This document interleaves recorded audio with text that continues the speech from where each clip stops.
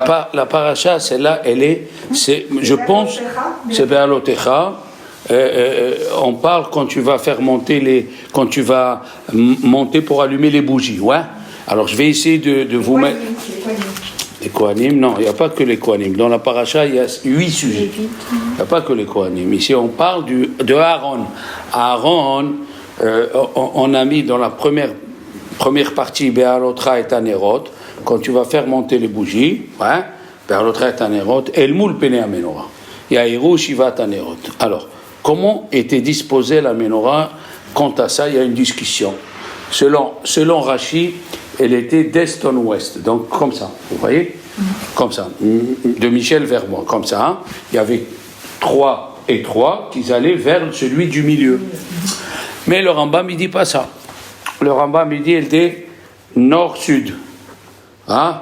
Elle était nord-sud, et les 3 bougies, les 3 mèches du milieu allaient vers celle du milieu, et celle du milieu, elle donnait vers le Saint des Saints. Il y a une discussion, comment ils étaient disposés les nérotes de la menorah. Là, Rashi, il ramène pourquoi on a mis cette paracha ici, la paracha d'allumer les bougies, alors que juste avant, on parlait dans la paracha de Nassau, l'inauguration du tabernacle. Hein? L'inauguration du tabernacle, on a parlé la semaine dernière, pour l'inauguration du tabernacle. On reprend la paracha, une de nos amis sont venus, grâce à Dieu, et alors, dans la paracha qui est passée, pour ceux qui ont écouté le cours, ça va être la suite.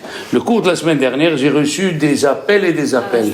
Alors, le cours de la semaine dernière, ça va être la suite maintenant. Alors, Rachid dit pourquoi on a parlé de l'allumage de la menorah avec Aaron, à côté, alors que la semaine dernière, on parlait de l'inauguration du tabernacle. Là-bas, écris-moi que Aaron, il s'est vexé. Rachid dit, Aaron le pauvre, il s'est vexé. Il a dit, tout le monde a sacrifié, et moi, j'ai pas sacrifié, j'ai pas amené. Tous les chefs des tribus ont amené, et moi, j'ai pas amené. C'est pas normal. Peut-être Dieu, il m'aime plus. Peut-être Dieu ne veut plus de moi. Comme j'ai entraîné le veau d'or, peut-être. Bon. Mais on va essayer de développer, bien sûr, tout à l'heure, ça va venir dans les mots. La question, elle est, mais dis-moi, est-ce que Dieu, il a dit n'amène pas? Est-ce que Dieu, il a dit aux autres d'amener? Regardez la phrase, comme elle est très forte. Les 12 tribus, Dieu n'a rien demandé. Ils sont venus, ils se sont mis devant Moshe Rabbeinu, et ils ont amené les corbanotes. Moshe Rabbeinu a dit, qu'est-ce que vous voulez? Il a dit, on veut faire des sacrifices pour inaugurer le tabernacle. Et Moshe Rabbeinu a dit, mais moi, j'ai pas reçu d'ordre. Vous êtes venus de vous-même. Et Dieu lui a dit, Kahme itam. Ils ont amené, prends les corbanotes d'eux. Donc Dieu l'a rien demandé, c'est eux qui ont amené, et on sait que la kétoret, qui c'est qui peut la sacrifier? Que le Kohen Gadol. Et là, chaque chef de tribu a amené la kétoret. En 1. En 2, ces corbanotes-là, c'est des corbanotes particuliers. C'est pas des corbanotes pour tout le peuple d'Israël. Pour ceux qui lisent la tefila le matin, on fait le korban atamid. Et tu feras un agneau le matin, ok. Mais là, c'est un sacrifice particulier. Et qu'est-ce qu'il dit Dieu à Moshe? Sacrifie le Shabbat. Ça veut dire que Dieu nous dit ici, moi j'écoute ce qu'ils disent les Chachamim. Il y a 2 semaines, j'ai fait un cours, si vous vous rappelez, sur le mot Velo Natan Lanu et à Torah. Le mot Lanu, ça veut dire quoi? On dit Zeman Matan Toratenu. Qu'est-ce que ça veut dire? Nous, on décide sur là-haut. Ça veut dire, la tribu de Binyamin, elle a amené pour que ça se fait Shabbat. Eh bien, il a dit Dieu, sacrifie le Shabbat. Donc eux, Dieu ne leur a rien demandé. C'est eux qui ont amené d'eux-mêmes. Alors Aaron, il se vexe. Mais tu te vexes. C'est comme quelqu'un qui bon, c'est une blague que les Juifs racontent. L'infirmière, elle dit aux Juifs à la clinique, ouais, vous aimez surtout les garçons pour la Mila et tout. Il a dit non. Tout ce que Dieu nous donne, on remercie, soit une fille, soit un garçon, l'essentiel qui est la Mila. Si quelqu'un a eu une fille en premier, et il dit, mais je vais faire le pidion. Mais Dieu t'a donné une fille. Pourquoi c'est mauvais d'avoir une fille? Tous les hommes, s'il n'y a pas de fille, on ne se marie pas. Et une fille, c'est bien. La Gemara, elle a dit, celui qui a une fille en premier, Batechila, Siman Tov Labanim. C'est un bon siman. Qu'est-ce que tu veux? C'est lui qui décide. Peut-être tu es déjà venu dans ce monde et tu as eu déjà. On est tous des revenants, attention. Même les futurs convertis, ils disent les Chachamim, ils étaient au Mont Sinaï. Seulement ils ont mis du temps pour arriver jusqu'à maintenant. Alors pourquoi? Bon, ça c'est le début de la paracha. On va essayer de la comprendre. Parce que si je réussis à vous dire, c'est que il y aura un fil conducteur. Vous savez ce que c'est un fil conducteur? C'est-à-dire, dans la même paracha, on a 8 sujets et on trouve 8 idées dans la même sujet. On trouve la même idée alors que les sujets ils sont différents. C'est extraordinaire, hein? Il faut trouver, c'est très rare. Rabbi Shimshon Raphaël Hirsch, il faisait ça. Il essayait de trouver un fil conducteur. Il dit, c'est pas possible que les Chachamim, ils nous ont dit de lire cette paracha et chaque sujet, il est différent. Non, pas possible. Alors, on va prendre au milieu de la paracha. Donc, de ce milieu-là, on va voyager, mais alors, dans des rivages vraiment extraordinaires.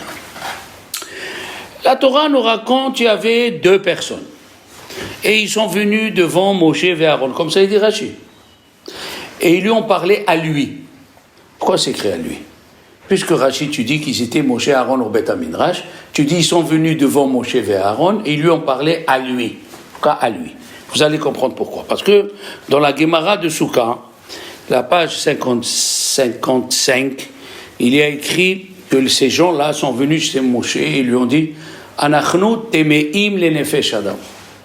Nous, on est impurs parce qu'on lève un cercueil. Et la Gemara elle dit c'est qui ce cercueil? Un il dit c'est Yosef Hatzadik. Un Rav il dit c'est Yosef. Et un il dit c'est les ossements de Nadav et Avihu qui sont morts le jour de l'inauguration du temple. Tu vois, c'est pour ça qu'il faut attendre. Et c'est pour ça que c'est écrit la 2e année. Il y a écrit la 2e année. Et il y a un qui dit c'était un juif converti, un des Égyptiens qui s'est converti et il est mort. Met mitzvah. Met mitzvah. Un il dit que c'est Met mitzvah, un il dit c'est Yosef Hatzadik et un il dit c'est Nadav et Avihu. Et ils viennent et ils disent à Moshe Rabbeinu Anachnu temeim le nefesh adam. Nous, on est impurs parce qu'on lève le cercueil. Et pourquoi on ne fera pas Korban Pesach? Ce soir c'est Pesach, pourquoi nous on ne fera pas? La manigara. Pourquoi nous on ne fait pas? Pourquoi moi je suis au dehors? Pourquoi? Alors, tout le monde, c'est plein de mefarshim qui disent, et première question, il n'y avait pas d'autres morts. Il n'y avait pas d'autres juifs qui sont morts. Entre la sortie d'Égypte et la 2e année. C'est quoi ça, la manigara? Et puis dans le désert, il n'y avait pas la Hevra Kadisha, il n'y avait pas l'association sainte des gens qui enterrent les morts. C'est quoi cette question? Les commentateurs ne comprennent pas tellement cette question. Alors il y a un rabbin, c'est pas n'importe qui, de Turquie, Rabbi Léo Mizrahi, il amène une preuve que le compte qu'il y a eu après le Hegel 600 000, 3550, c'est le même compte que dans Bamidbar, on vient de le lire. Dans Bamidbar, il y a le compte.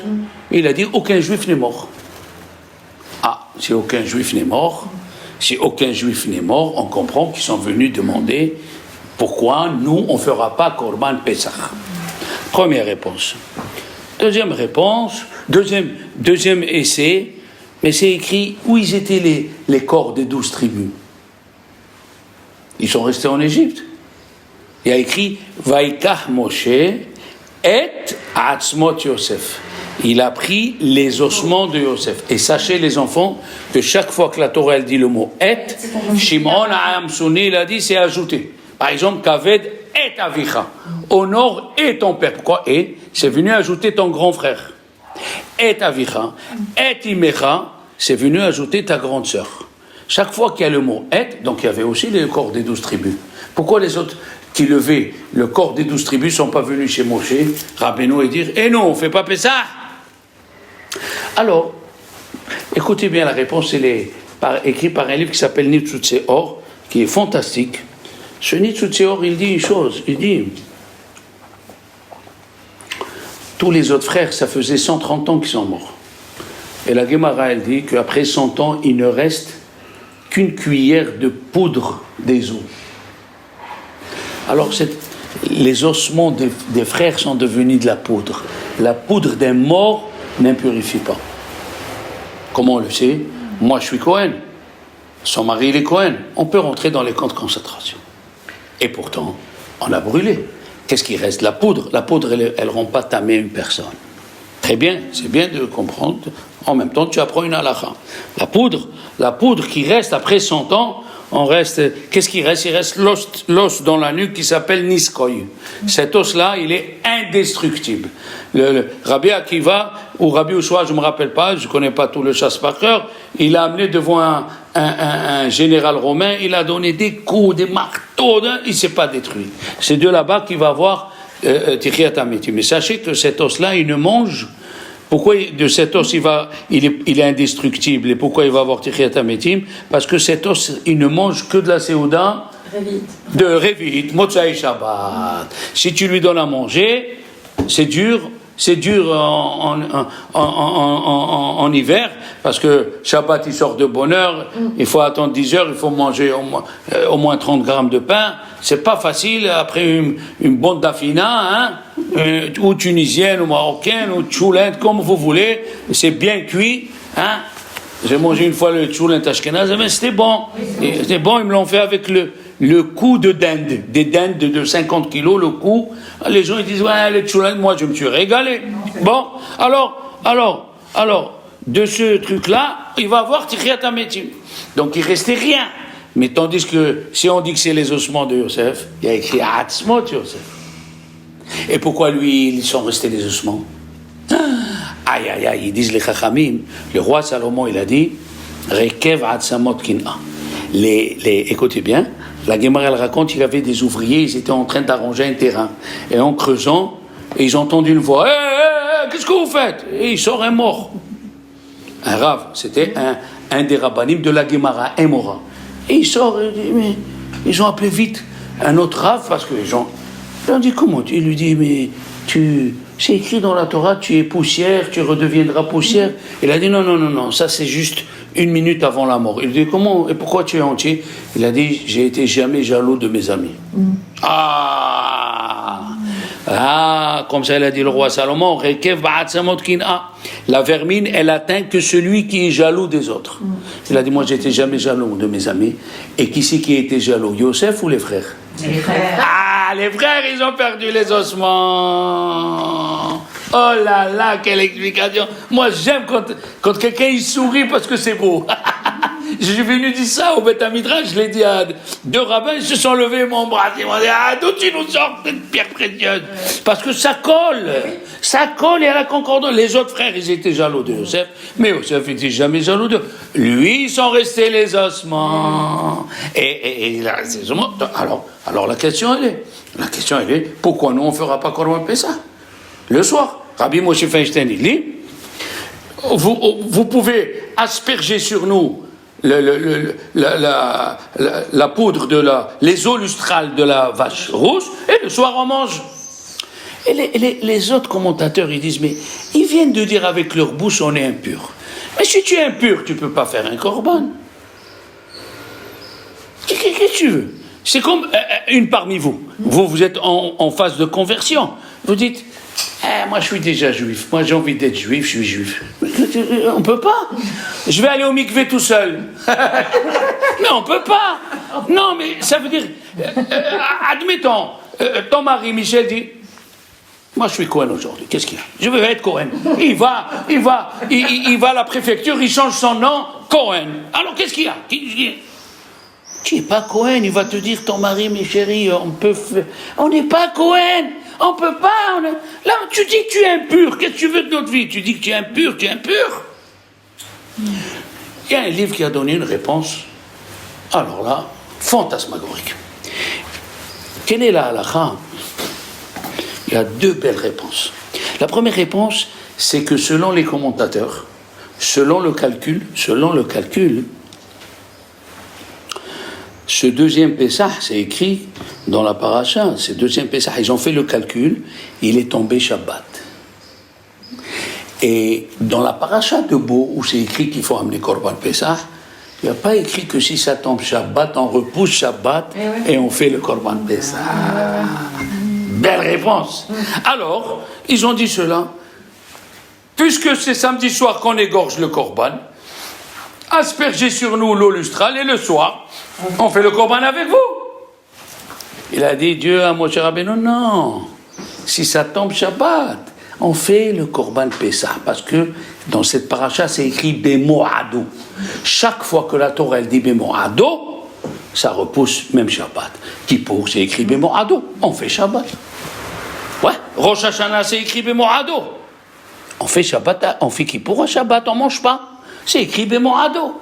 Chaque fois, Rabbi Akiva, il a dit dans la Gemara, chaque fois que c'est écrit Bemoado, eh bien c'est Bemoado. Ça veut dire en son temps. Et pourquoi tu me dis en son temps si tu as écrit déjà la date? Tu as compris, Michel? La Torah, elle a écrit la date, et elle écrit Bemoado. C'est quoi ça? Tu écris la date et Bemoado. Pour un repos, Shabbat. Alors, mon cher Rabbeinu, Dieu lui a dit non, le Korban, il va se faire à midi. Eux, ils ne peuvent pas encore. Première réponse. Ça, c'est une première réponse. Très, très, très, très, très jolie. Deuxième réponse, alors là, elle est très, très forte. Qu'est-ce qu'elle a dit, la Torah? On a appris du mot Bemoado que même si on est tous impurs, on fera le Korban. Tum'a dehouya betzibur. La Touma, elle est repoussée si on est en communauté. Ça veut dire si toute la communauté, que Dieu nous en préserve, il y a eu une épidémie, que Dieu nous en préserve, et tous les Juifs, ils étaient occupés à enterrer les morts. Ou une guerre. Et c'est la veille de Pessah, on est tous impurs. On est tous purs. On fait le Korban impur. Alors regardez la question de ces deux-là, c'est pas possible.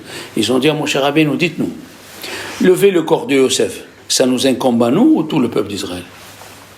Tout le peuple d'Israël doit s'occuper du Korban, des ossements de Yosef. Donc si nous on lève, c'est pour vous rendre service à vous. Alors on est comme un Korban Tzibour. On fait le travail que vous devez faire. C'est joli. Il y a deux preuves d'ailleurs. C'est écrit que quand il est mort Rabbeinu Akadosh, c'est écrit quand il est mort Rabbeinu Akadosh, tout le monde est venu pour l'accompagner au cimetière. Pourquoi tout le monde? Pourquoi quand quelqu'un il meurt ici, tout le monde vient? Non, quand c'est le Gadol Hador, tout le monde se sent concerné. Tout le monde se sent concerné.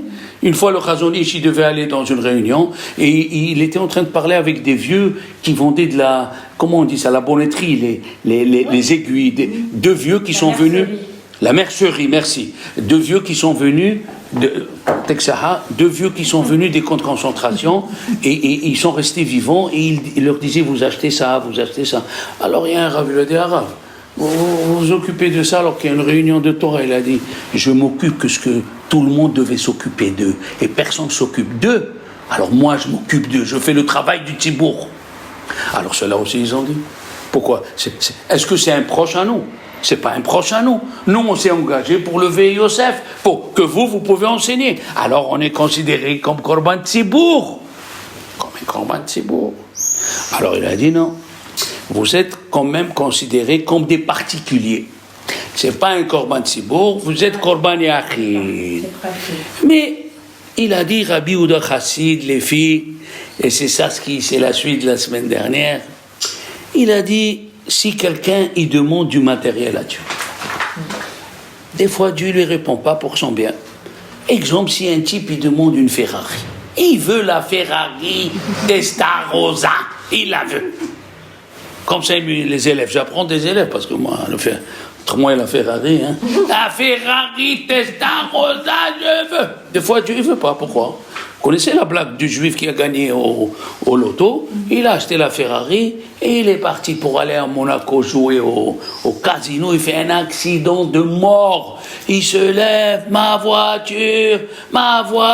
Alors le gendarme dit, monsieur, il y a plus important que ça, hein? Il lui dit, quoi de plus important? Il lui dit, vous avez perdu une main. Il voit, il dit, ma Rolex.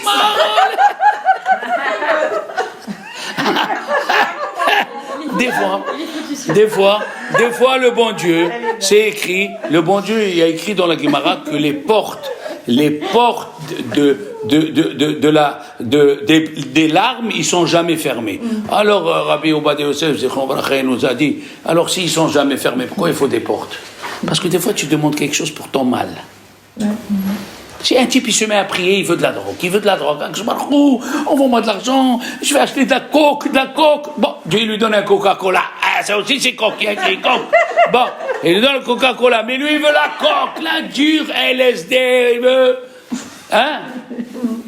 Au lieu de désolé, il veut LSD. Tu comprends? Alors, des fois, il dit Rabbi Yehuda Chassid, si tu demandes des aspirations matérielles, Dieu te refuse. Mais les aspirations spirituelles, Dieu ne te refuse pas. Quand tu demandes, je veux devenir une bonne juive, c'est pour ça qu'on fait route. Pourquoi route? Route, elle apprend à tout le monde. Vous allez le voir, même un juif simple, s'il reste simple, il ne veut pas augmenter, ben il reste en bas. Il a perdu sa vie. Regardez. Pourtant, il y a quelque chose que je ne comprends pas. Dans la Birkat Kohanim, les premières phrases, j'ai appris hier que c'était pour la Parnassa. Oui. Donc, on peut demander des choses matérielles. Oui. Qui a dit le contraire? Mais si tu vois que ça ne vient pas, je n'ai pas dit qu'il ne faut pas demander. J'ai dit que Rabbi Yehuda Chassid, il dit. Des fois, tu demandes quelque chose, tu vois que ça ne vient pas, ne t'énerve pas, c'est pour ton bien. C'est ça ce que j'ai dit. Des fois, tu habites à côté d'un bête à Midrash, tu attends Rav là-bas, qu'est-ce que tu dis? Je voudrais aller habiter à saucer les pains. Tiens, tu veux saucer les pains. Arrête de saucer les pains. Non, il faut, des fois, tu demandes quelque chose de matériel, tu dois demander. On le dit dans la Hamida, Barech Aleinu, on demande la Parnassa. Sans Parnassa, c'est écrit dans le schéma, Ve'asafta deganecha, va ramasser ton blé. Oui, d'où l'expression, l'argent c'est le blé, va ramasser. Mais si tu vois que Dieu ne te donne pas, il ne faut pas que tu t'énerves. Parce que c'est pour ton bien. Est-ce que quelqu'un de nous a le don de voir l'avenir? Et même l'avenir, c'est assourd de juger selon ce que tu vois. On a vu dans la Gemara que le roi Hiskiyahu, il a dit, j'ai vu que mes enfants, ils étaient des Rechaim. Tu n'as pas le droit de juger selon l'avenir. Pourquoi? Parce que le cours d'avant, on a dit, c'est nous qu'on décide sur le ciel. C'est nous ici qu'on décide sur le ciel. Regardez. Excusez-moi, c'est pour ça qu'on dit qu'il y a deux Rosh Hashanah, un Rosh Hashanah pour le matériel et un Rosh Hashanah pour le spirituel, en fait. C'est ce que j'ai dit il y a 2 semaines, il y a 4 Rosh Hashanah. Shavuot, c'est le Rosh Hashanah de la Torah. Dieu décide à Shavuot, selon tes aspirations spirituelles, combien de Torah tu vas voir. Et à Rosh Hashanah, qui tombe en fin septembre et tout ça, c'est le Rosh Hashanah pour les corps. Est-ce que tu vas vivre ou non? Et cette année, grâce à Dieu, plusieurs personnes, ils ont veillé, grâce au cours qu'on a fait. Le cours qu'on a fait, il y a plusieurs personnes qui ont veillé, parce que Rabbi Nathan Chaper, il a dit que celui qui veille, le soir de Shavuot, on lui enlève 365 carettes. C'est pas n'importe quoi. Alors maintenant, regardez. Il dit Rabbi Chaim Ibris, si tu as un cas de force majeure, tu peux pas. Anous, la Torah, elle a dit Anus Rahamana Patre. Rappelez-vous, quelqu'un qui a un cas de force majeure, tu n'es pas tour, tu as une grippe, tu es au lit, tu ne peux pas mettre les tefilines, tu ne peux pas. Qu'est-ce qu'on va te faire? Mais il a ajouté cette phrase. Il a dit Anus Rahamana Patre. Oui, tu n'es pas tour. Avalo kiyem et ta mitzvah, mais tu n'as pas fait la mitzvah. Il faut faire très attention dans les paroles que je dis. Ça veut dire, tu n'es pas négatif. Tu n'es pas coupable. Mais tu n'es pas dans le positif. Oh là là là là! Hein? Tu es Benoni. Tu es rien. Ah, tu es Walou. Je vais te donner un autre exemple. Celui qui n'apprend pas les Berachot, Rabbi David Abodraham, il a dit dans la Gemara de Berachot, la page 36, on a amené 2 articles pour celui qui mange son Beracha. C'est un voleur et il a détourné les biens de Dieu. Alors il a dit pourquoi 2? C'est un voleur, ou l'un ou l'autre. Il a dit non, c'est quelqu'un qui ne veut pas apprendre les brachot, il ne veut pas apprendre les lois. Qu'est-ce qu'il fait? Il ne sait pas, il fait chez Akol. Il ne sait pas la bracha qu'il faut faire sur la pizza, sur les fruits qui viennent du Vietnam, sur les fruits qui viennent de Saigon. Enfin, c'est un rave qui t'apprend. Non, chez Akol, il y a Bidvaro. Alors il dit, tu fais chez Akol et tu ne veux pas apprendre. Tu n'es pas un voleur, mais tu as encore détourné la bracha de Dieu. Des fois, on n'est pas dans le négatif, mais ce n'est pas obligé, on n'est pas passé au positif. Ces gens-là, avec leur aspiration, ces 2 personnes, ils ont dit on n'est pas tôt. Ils ont dit à Moshe Rabbeinu, mais ils sont venus étaler leur angoisse. Pourquoi nous on ne fera pas la mitzvah alors qu'on fait une mitzvah? Et on a une règle générale, mitzvah, Goreret mitzvah. Une mitzvah, elle entraîne une mitzvah. Pourquoi nous, qu'on est en train de lever le cercueil de Yosef, nous, qu'on est en train de faire une mitzvah, tu nous dis, qu'est-ce que tu nous dis? Vous êtes pas tour. Mais pourquoi? On veut savoir pourquoi. Mais si tu veux faire la mitzvah, tu veux pas tourner la mitzvah. Mais si tu peux faire les deux. Oui, mais là, tu peux Si pas faire les deux. je peux faire les deux. Pourquoi je ne peux pas faire les deux? Je peux faire les deux. On laisse les ossements de Yosef. 4 personnes, ils entourent la tente à 4 mètres. Et nous, on va faire le korban et on revient. Voilà. On sait que Bamizva, pas Tourmina Mizva. C'est quand, si tu arrêtes et celle que tu es en train de faire, personne ne peut la faire à ta place. Par exemple, tu es en train de mettre les tefilines, il vient un pauvre. Oui. Non. D'abord, mais si tu peux faire les deux, tu peux faire les deux, comme ça il dit Rabbeinu Nissim, comme ça il dit tout le monde, tu peux faire les deux, tu fais les deux. D'accord? C'est un peu comme Aaron, il aurait pu faire le korban. C'est ça, Aaron, voilà. Eh bien voilà, tu as touché le point. Aaron, il est venu nous apprendre une leçon fantasmagorique. On te dit que tu es pas... est-ce que... On ne l'a pas demandé, mais il aurait pu le faire. Alors pourquoi il s'est vexé? La question du Shem Ishmael. Le Shem Ishmael, à la fin de son livre, il y a des réflexions qu'il a ajoutées après. Il a dit, mais qu'est-ce qu'il veut Aaron? C'est comme quelqu'un, et tout le monde a amené un cadeau au gouverneur, et le gouverneur, il leur a donné un certificat. Et il y a un qui n'a rien amené, il dit, pourquoi j'ai pas le certificat, moi? Mais amen. C'est comme celui qui prie à Hachem, je veux gagner au loto, mais il joue pas. Mais il peut pleurer jusqu'à demain. Je veux gagner au loto. Mais le ticket, bon Dieu. Oui ou non? Alors qu'est-ce qu'il veut Aaron? Qu'est-ce qu'il veut Aaron? Aaron, dommage. Pourquoi? Quoi? Ils ont amené, toi aussi amène. Alors, et là, vous allez comprendre, on va arriver avec des trucs extraordinaires. Longue vie de ces gens-là. Le Pri Tzadik, c'est un grand philosophe juif, Rabbi Tzadok HaKohen. Si vous pouvez acheter ses livres, c'est un peu profond. Hein. Il est en français? Non, il n'existe pas. C'est profond, c'est un peu profond. Lui, Pri Tzadik, Rabbi Tzadok HaKohen, c'est bien que vous appreniez. Lui, il a dit, et c'est ça ce qui nous intéresse aujourd'hui, l'envie de vouloir faire Pessah, cette envie qui était en eux, malgré qu'ils étaient dispensés, a créé le deuxième Pessah Sheni. Une aspiration spirituelle, elle doit déboucher sur quelque chose. Alors, mon cher Rabbeinu, ils sont venus, ils lui ont dit, c'est vrai, on est aimés. Mais comment on est aimés? Comment on ne fait pas? Qu'est-ce qu'il a fait Dieu? Il a inventé un Pessah Sheni, et le Zohar, il dit que le Pessah Sheni, il souffle des lumières dans le ciel qui ne souffle pas dans le premier Pessah. Pourquoi? L'aspiration de ces gens-là a fait de sorte qu'ils ont créé un deuxième Pessah.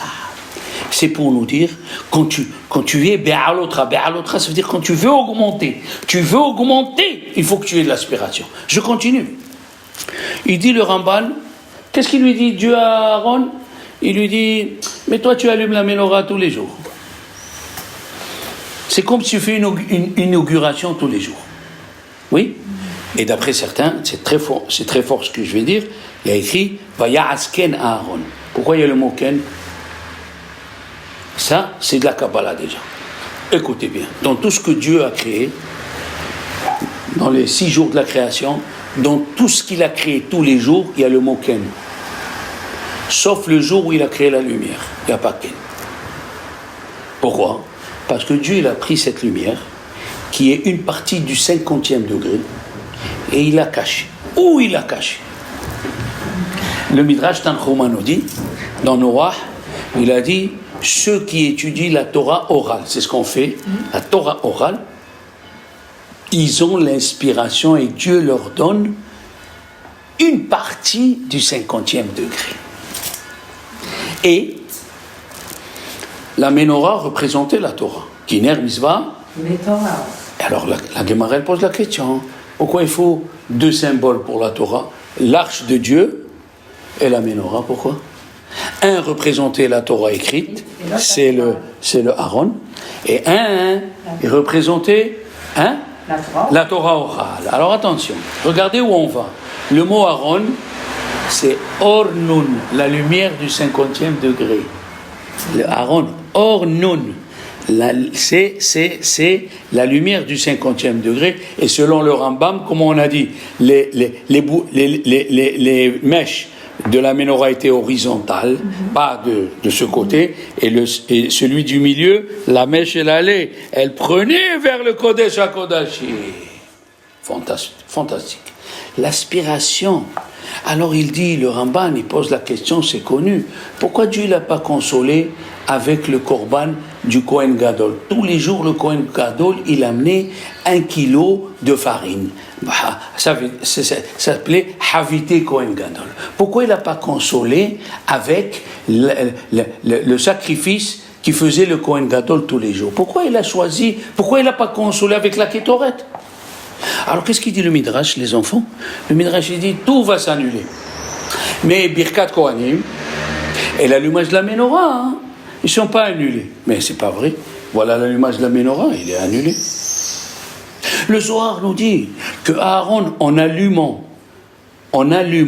les bougies de la Ménorah, les mèches de la Ménorah, comme c'est écrit que la Torah, elle s'appelle Derachea Darchei Noam, les chemins de la Torah sont des chemins agréables, Derachea Darchei Noam, et la fin du verset, Vechol Netivotea Shalom, et tous ces chemins amènent à la paix. Si quelqu'un il est rabbin et il a des disputes tous les jours à la maison, il vaut mieux qu'il aille voir ailleurs. Parce que la Torah, c'est la paix. Dieu, il a dit, effacez mon nom dans la paracha de la semaine. Effacez mon nom pour qu'il y ait la paix entre un homme et une femme. Combien il faut fermer les yeux? Et d'ailleurs, il y a une halakha. Si un monsieur, il a épousé une femme, pour lui, il a cru que c'était une jeune fille. Et maintenant, il a un garçon. Et la dame, elle vient dire au Rav, comment on fait? Je le dis à mon mari que j'ai eu déjà une fausse couche. Ou je le laisse et on fait le pidion. T'as compris la question? Tu as compris ou pas, Anna? Oui. Mais avec qui elle a eu la fausse couche? Voilà. Avec quelqu'un d'autre. Non, elle avait quelqu'un d'autre. Elle est partie. Et après, elle a rencontré le deuxième mari. Mais le deuxième mari, il ne sait pas. Et maintenant, elle est enceinte, elle a eu un garçon. On fait le pidion et elle le dit à son mari. Il a dit, Dieu, il a dit, efface mon nom, laisse-le faire le pidion. On ne va pas arriver à un divorce. C'est grave. Et qu'est-ce qu'il faisait à Aaron? Oev Shalom, Rodef Shalom. Alors lui, il a allumé la menorah, il a éclairé, il a amené sur terre une partie de la Torah orale à partir du 50e degré. La lumière du 50e degré, à Aaron, en allumant la Torah, il a fait descendre cette lumière. C'est pour ça que c'est écrit, Vaya'as Ken. Qu'est-ce que c'est Ken? Combien ça fait Ken, les enfants? 10. 70. Non, 50. Et combien d'explications? Shiv'im Panim la Torah. Cette aspiration, nous voyons l'aspiration de Aaron. Et qu'est-ce qu'elle a fait? Alors, le Ramban, il a posé la question. Qu'est-ce qu'il a répondu à Aaron? Il lui a dit, le Ramban, il dit, j'ai trouvé dans le livre de Rav Hai Gaon, qui lui a dit, Dieu a dit à Aaron, je vais te consoler. Comment je vais te consoler? Il va avoir Hanouka, la fête de Hanouka, Aliede Kohanecha Kedoshim. Aliede Kohanecha Kedoshim. Ça veut dire, il a dit le Shem Ishmael, Aaron, il a eu de la peine, pourquoi il n'a pas assisté? La question était qu'il a posée, mais Amen, si on te refuse, alors il a dit, maintenant qu'il a vu les autres qui sont amenés, mais les autres ils ont amené, toi Amen, il a dit non, c'est du plagiat maintenant, c'est du copiage, c'est plus pareil, mais l'aspiration qu'il a eue, elle a créé l'événement de Hanouka. L'aspiration des deux qui portaient le cercueil a créé Pesach Sheni. Maintenant, vous allez voir le fil de la paracha. C'est fantastique, regardez. Le fil de la paracha. Écoutez bien. Rabbi Akiva, pour vous dire comment il faut avoir l'aspiration. Rabbi Akiva, il est parti rendre visite à Rabbi Elazar Gadol, son Ben Horkanos, son Rav. Et il était en train de parler avec lui. C'était le jour où il était en train de partir et il est parti. Rabbi Elazar Ben Orkanos. Quand il est parti, Rabbi Akiva, il a commencé à se donner des gifles. Il a commencé à se frapper, j'ai perdu, j'ai 400 questions, personne ne peut répondre. Qu'est-ce qu'il est en train de nous montrer? Arizal, avant de mourir, les élèves, Ari Akadosh, à Tzfat, en 1530 et quelques, avant de mourir, les élèves se sont mis à pleurer. Il a dit, si vraiment vous voulez de moi, je reviendrai. Et il a dit, le Hida, il est revenu dans le corps de Arashash, Rabbi Shalom Sharabi. C'est un grand Mekoubal, mais de la folie. Arashash. Arizal est revenu dans Arashash. Quand quelqu'un, il pleure sur quelqu'un qu'il faut s'attacher, comme Rabbi Akiva, il a pleuré sur son Rav, jusqu'à qu'il s'est frappé, il se frappait. Rabbi Tarfon, il a dit à Rabbi Akiva, celui qui se sépare de toi, c'est comme s'il se sépare de la vie. Pourquoi? Il aimait celui qui le poussait à augmenter. Qui c'est qui nous a donné cette force? Les femmes dans le désert. Après la Gézéra des explorateurs, qu'est-ce qu'il a dit? Dieu, vous allez mourir, tu vas mourir, ils vont rester dans le désert. Ils ont reculé en arrière 8 stations. Les Lévim, ils sont partis, ils ont fait la guerre avec les Juifs, ils leur ont coupé les pieds. C'est de là-bas qu'on a appris que les déserteurs ont leur coupé les pieds. Des Lévi'im, ils ont découragé. On a parlé que celui qui décourage, c'est un grand péché. Et qu'est-ce qu'ils ont fait, les filles de Benot Zelofhad? Quand Dieu il a dit, vous allez mourir pendant 40 ans, ils sont venus, il a dit, et nous, l'héritage des restes Israël, qu'est-ce que tu parles d'héritage? 40 ans, on va mourir et tu parles d'héritage. Elles ont redonné l'espoir. Benot Zelofhad ont redonné l'espoir aux enfants d'Israël. Et leur ont dit, mon cher Rabbeinu, nous on veut, dis-nous, est-ce que nous les filles? Et qu'est-ce qu'il a fait Dieu? Il a donné la halakha de l'héritage par les filles de Benot Zelofhad. Pourquoi? L'aspiration de vouloir là-haut. Orahaim les ma'ala le'askil. Orahaim les ma'ala le'askil. J'ai pas fini. Regardez maintenant pourquoi la Torah nous a écrit qu'il faut faire dans la paracha de Béalotra, il faut faire Pesach Sheni. Pourquoi? Oui, c'est écrit. Pardon? Je ne savais pas que Béalotra aussi, il fallait faire Pesach. Tu veux voir? Dans Béalotra, c'est... pas Rabbi Meir, Pesach Sheni? Oui, mais où elle a été écrite dans Béalotra. Qu'est-ce que ça fait dans Béalotra? Écris-le dans Parashat Bo qu'ils ont fait le Pesach. Parashat Pesach Sheni, il a été écrit ici. Mais de faire le Pesach, les Juifs, ils ont fait Pesach dans le désert. Pourquoi tu me l'écris ici? C'est écrit dans Parashat Bo, les Dorotechem. Qu'est-ce que c'est les Dorotechem? Pour les générations. Alors pourquoi pour tes générations. Les Dorotechem, pour vos générations. Alors pourquoi tu l'écris qu'ils ont fait Pesach la deuxième année? Aïe, aïe, aïe, les filles.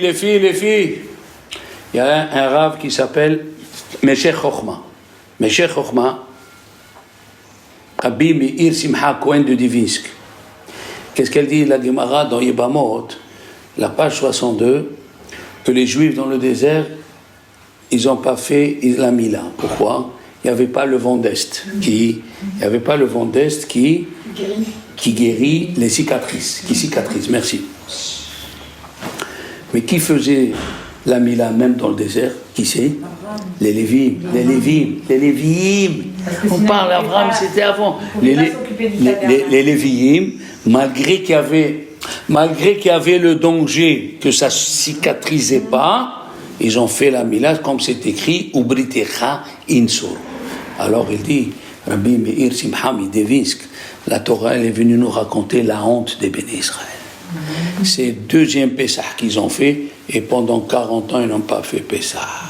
Et la Torah, elle vient, elle dit, et pourquoi tu n'as pas aspiré à être comme les Lévites? Pourquoi tu n'as pas aspiré à monter de degrés comme les Kohanim et les Lévites? Alors, le début de la paracha de quoi elle nous parle? De l'aspiration de monter. Pourquoi la Torah elle nous raconte qu'ils ont fait Pessah? Parce qu'ils ne l'ont pas fait après pendant 40 ans. Pourquoi la paracha nous raconte les deux qui sont venus devant Moshe Rabbeinu? L'aspiration spirituelle. Pourquoi Dieu, il a parlé à la fin de la paracha à Aaron et à Myriam, et Myriam elle a eu la lèpre? Qu'est-ce qu'ils ont fait? Au lieu de dire Pourquoi on n'est pas comme Moshe Rabbeinu? Ils ont fait descendre Moshe Rabbeinu à leur niveau. Au lieu d'aspirer à monter, Ils l'ont fait descendre. ah, et j'ai dit la semaine dernière, pourquoi il y a un nun? Pourquoi il y a un nun? Dans le pasuk, Vayim ben Soaros, il y a deux nun. Oui? Vayim ben Soaron, Vayomer Hashem. Pourquoi deux nun? Parce que les deux choses qui sont arrivées, c'est une néphila. C'est une néphila. C'est une descente. Un, ils ont parlé du mal de la manne. Alors, tu manges comme les malachim. Tu manges comme les malachim, il y a le goût dedans, il y a tout. Et tu dis, il me faut les concombres, il me faut... Il y a qui disent que c'est les Égyptiens qui se sont mal convertis. Parce que quelqu'un qui se convertit parce qu'il voit la puissance de Dieu, c'est pas une conversion. La conversion, elle doit être comme route. Les Juifs, ils sont poursuivis, les Juifs, ils ont des problèmes, et quand même tu veux te convertir, ça c'est une conversion. Bon, ça c'est la deuxième partie, mais la première partie, pourquoi écrit le Nun? Parce que c'est écrit, ils sont partis de la montagne de Dieu. Vaïsao, Mehar Hashem, de la maison de Dieu, de la montagne de Dieu. Qu'est-ce qu'il dit Rachid? Ils se sont sauvés comme des petits enfants. Ils ont dit peut-être Dieu va nous ajouter encore des mitzvot. Même un juif, s'il n'a pas d'aspiration à monter. Est-ce que les juifs pouvaient déplacer le camp comme ils voulaient? C'est écrit Al-Pi Hashem Yahanu, Al-Pi Hashem Isao. Selon, avec la parole de Dieu, ils doivent déménager. Avec la parole de Dieu, ils doivent. Mais Dieu, il a dit, il a vu dans leur cœur. Il a vu dans leur cœur qu'ils sont partis vite. Comme un enfant, il est 10h, ils sortent à 10h à la récré, Dominique, à 10h moins 1, il a déjà préparé le cartable, il attend. Ah, quand est-ce qu'il va... Allez, c'est parti. Ça, c'est le reproche. Quelqu'un, il vient à la synagogue, et le rav, il discute. Allez, on va ajouter de l'eau dans la daf, elle va brûler. Alors, ça, c'est être en bas de l'échelle. Tu veux augmenter, il faut avoir l'aspiration. Ora haïm le ma'ala le askil. Regardez, Rabbi Shimon Bar Yochai, il a dit, j'ai dit cette explication ce matin, je l'ai dit à Rabbi Shlomo Levinstein, il m'a dit magnifique. Il a dit, Rabbi Shimon Bar Yochai, j'ai trouvé Bene Aliyah, des gens qui veulent monter, mais j'ai pas trouvé beaucoup. Comme ça, il a dit Rabbi Shimon Bar Yochai. Après, donc j'ai écrit, voilà, je cherchais, c'est pour ça que mon cousin m'a appelé, dans le Midrash Mishlei, Parasha Yud Hot Aleph, c'est écrit que Rabbi Ishmael, il a dit que le jour du jugement, Dieu va te juger selon les forces qu'il t'a données dans la Torah. Il va te dire, est-ce que tu sais comment mon siège là-haut il tient? Quels sont le nom des malachim qui le supportent? Même ça on doit donner. Alors maintenant, il m'est apparu une nouvelle explication dans la Gemara de Shabbat. La Gemara dans Shabbat, elle dit, quand Moshe Rabbeinu il est monté pour chercher la Torah, les anges, ils ont dit à Dieu, ne donne pas la Torah. Quoi, ne donne pas la Torah? Et on a posé plusieurs fois la question, pourquoi ils ne savaient pas que la Torah, elle doit descendre? Ils l'ont déjà dit à la création, les anges, ils sont venus. Qu'est-ce qu'il lui a dit Dieu? Echos bekise kevodi, prends à mon trône.